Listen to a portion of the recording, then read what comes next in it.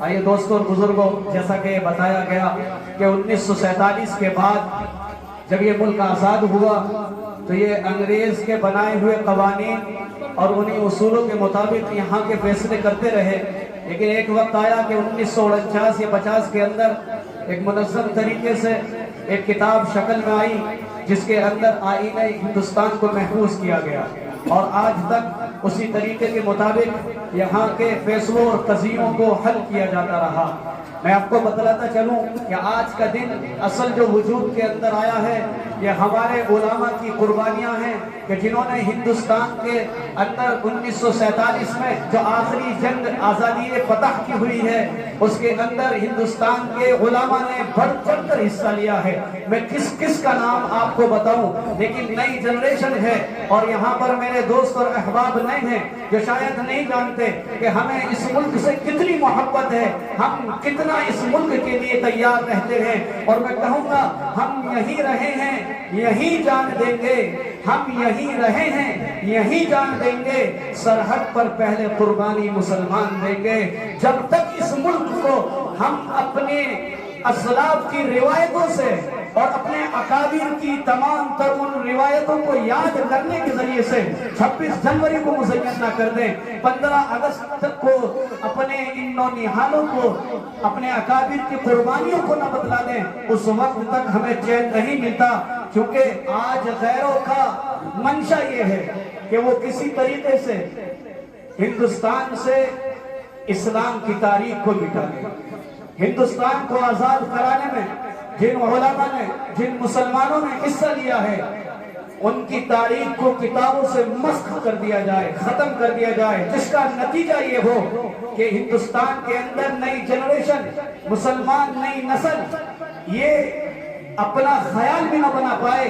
کہ ہندوستان کو آزاد کرانے میں مسلمانوں نے حصہ لیا ہے۔ آج غیروں کا تعصب یہ ہے، اسی لیے تمام کتابوں کے اندر اگر کہیں تذکرہ ملتا ہے تو انہی غیر مسلموں کے نام سے، ہندوستان کی قربانی کے تعلق سے ہو یا یوم جمہوریت کے تعلق سے ہو، انہی کا نام یاد دلایا جاتا ہے، بچوں کی زبانوں پر چڑھایا جاتا ہے، فوٹوز لگا کر یہ بتایا جاتا ہے کہ یہ ہمارے فریڈم فائٹر ہیں، انہوں نے ہندوستان کو آزاد کرایا ہے۔ لیکن میں یہ بتانا چاہتا ہوں کہ ہندوستان کو آزاد مسلمانوں نے کرایا ہے۔ ٹیپو سلطان کی تاریخ دہراؤ،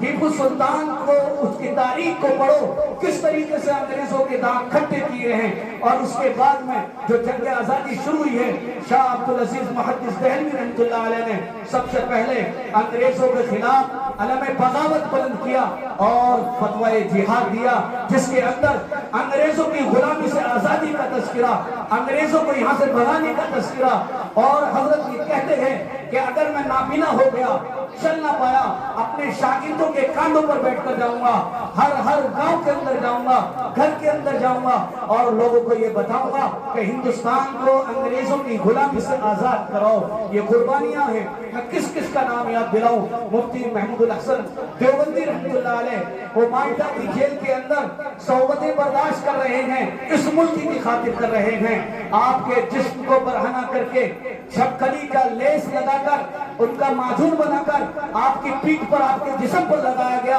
زہر پورے بدن پر پھیل گیا، آنکھوں سے بصارت کم ہو گئی، اس سے بس نہیں کیا، بلکہ حضرت مفتی محمود الحسن دیوبندی رحمۃ اللہ علیہ کے جسم پر روڈ گرم کر کے، لوہے کو گرم کر کے داغا گیا۔ یہ بات جب ان کے جنازے کو غسل دی گئی، اس وقت میں یہ یاد آئی کہ یہ نشان حضرت کے پیٹھ پر کہتے ہیں، تو لوگوں نے پوچھا صرف ایک ہے جو اس بات کو بتا سکتا ہے، حسین احمد مدنی۔ اس سے یہ معلوم کیا جائے کہ حضرت کی پیٹھ پر یہ صرف ہڈی باقی ہے، جسم کا گوشت نہیں ہے۔ آخر یہ کیسے ہوا؟ مولانا حسین احمد مدنی علیہ رحمہ کہتے ہیں، حضرت نے مجھ سے کہا تھا کہ جب میرے سامنے حضرت کی پیٹھ پر لوہے کی راڈ کو گرم کر کے داغا جا رہا تھا کہ حسین احمد، یا تو جانتا ہے یا رب جانتا ہے، اس ملک کی خاطر یہ میں برداشت کروں گا، میرے اس راز کو میرے زندگی کے اندر کبھی کسی سے فاش مت کرنا، مت بدلانا۔ حضرت روتے کہتے ہیں آج حضرت چلے گئے، اس لیے بتا رہا ہوں کہ یہ جو نشان ہے، یہ وہ نشان ہے جو مالٹا کی جیل کے اندر حضرت کو پہنچائے گئے۔ ہمارے اسلاف نے قربانی دی ہے۔ ہندوستان کے اندر कुतुब मीनार, ये किसने? हिंदुस्तान के अंदर लाल किला, ये किसने दिया? दुनिया के अंदर अजूबे के नाम से याद किया जाने वाली वो तामीर, ताजमहल, ये किसने दिया?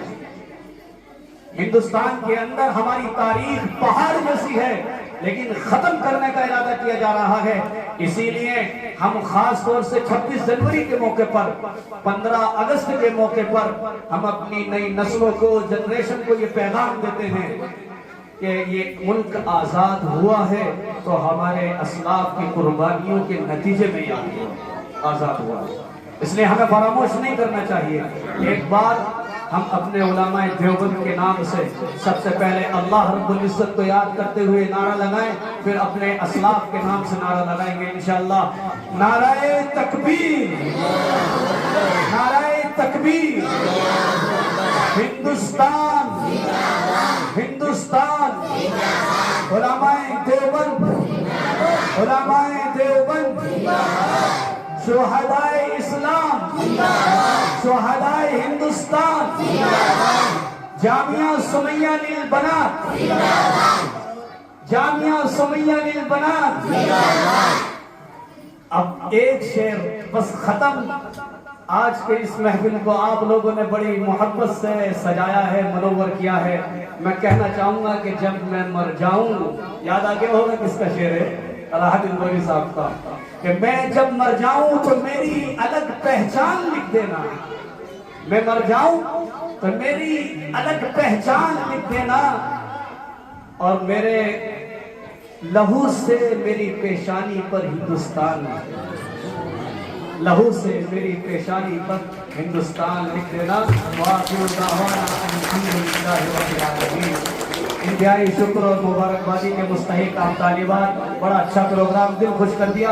और मैं तहनीयत और मुबारकबादी